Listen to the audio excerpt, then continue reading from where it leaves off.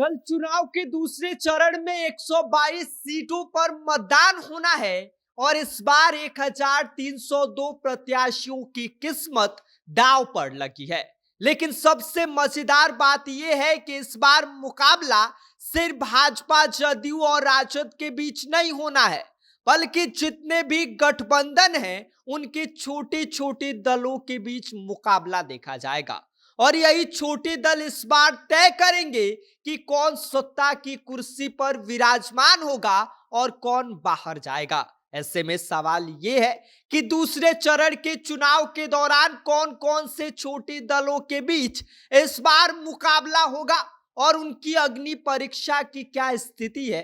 इस बारे में आके हम आपको सब कुछ विस्तार से बताएंगे, लेकिन उससे पहले नमस्कार, मेरा नाम विष्णु है और आप देख रहे हैं जनता जंक्शन।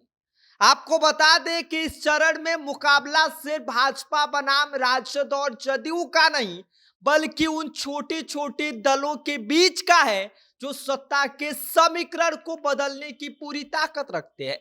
क्योंकि जहां एक तरफ दोनों गठबंधन, चाहे वो एनडीए गठबंधन हो या फिर इंडिया गठबंधन, इस बार अपनी परंपरागत सीटों को बचाने और नए इलाकों में अपनी पकड़ को मजबूत कराने के मिशन पर जुटी हुई है और उनके लिए असली काम कर रहे हैं उनके सहयोगी दल, जिनका प्रदर्शन यह तय करेगा कि किसकी सरकार सत्ता में रहेगी।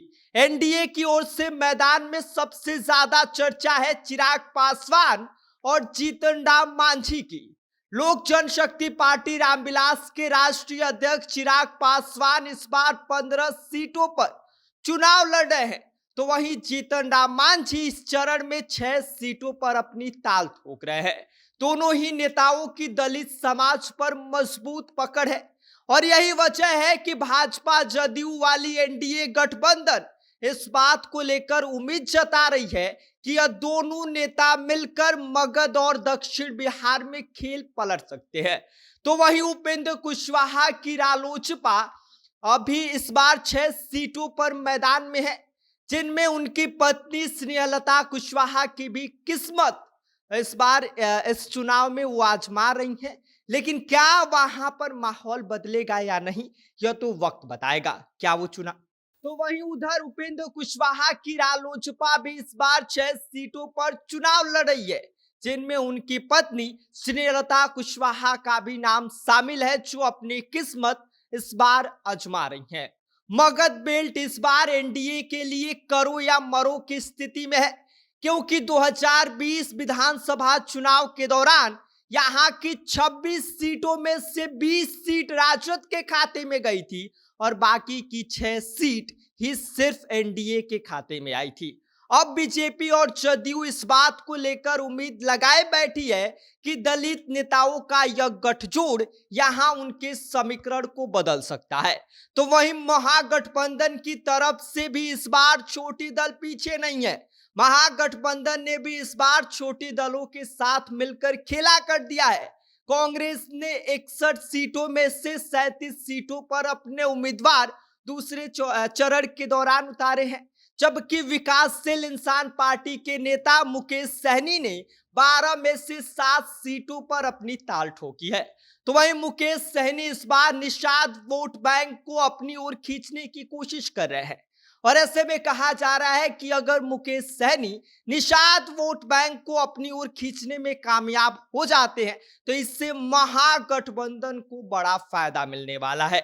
और इसी बात को ध्यान में रखते हुए तेजस्वी यादव ने उप मुख्यमंत्री पद का उम्मीदवार मुकेश सहनी को बना दिया है, ताकि महागठबंधन के अंदर कोई खटास ना आए और इस वजह से पूरा माहौल न बिगड़ जाए। और अब आते हैं सबसे हॉट सीट कहे जाने वाले पूरे सीमांचल को लेकर, जहां की जंग इस बार भी पहले की तरह ही है, लेकिन थोड़ा सा माहौल बदला हुआ है। राजद इस बार 9 सीटों पर, कांग्रेस 12 सीटों पर चुनाव लड़ रही है।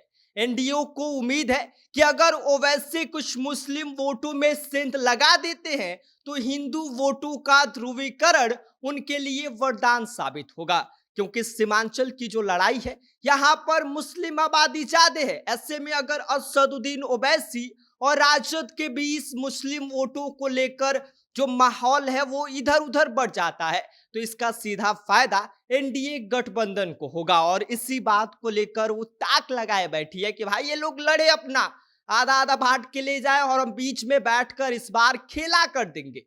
तो वहीं इधर मैदान में एक और बड़ा खिलाड़ी है जिनका नाम प्रशांत किशोर है। वो अपनी जनसुराज पार्टी के जरिए इस बार तीसरा विकल्प बताने की पूरी कोशिश में लगे हैं।